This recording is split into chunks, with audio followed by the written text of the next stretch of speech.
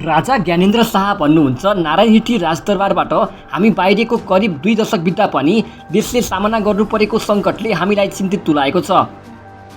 हिजो देश नबनेकोमा चिन्ता थियो, आज देश नै नबस्ने हो कि भन्ने निराशा पैदा भएको छ।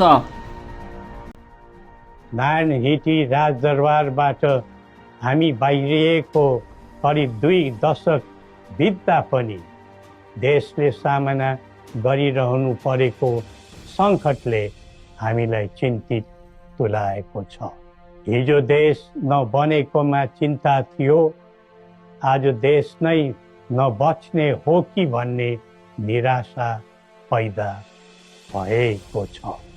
बडा महाराज धीराजबाट 22 वर्षको युवा अवस्थामै सुरु गरिबक्सेको एकीकरणको सफलता पछि आधुनिक नेपाललाई 4 वर्ण 36 जातको साझा फुलबारीको रूपमा चित्रण गरिबक्सेको थियो।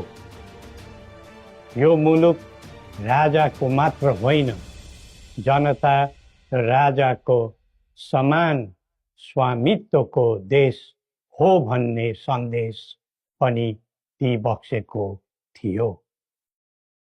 भाषण अनि जादु वा चमत्कारले यो देश बनेको होइन र बन्दैन पनि।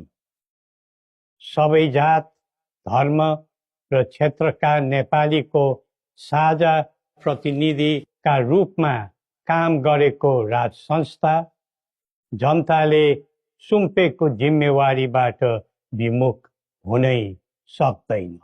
सबै नेपालीले यो कर्तव्यबोध गरी पृथ्वी पथमा लाग्नु पर्दछ भन्ने हाम्रो धारणा र आह्वान पनि छ।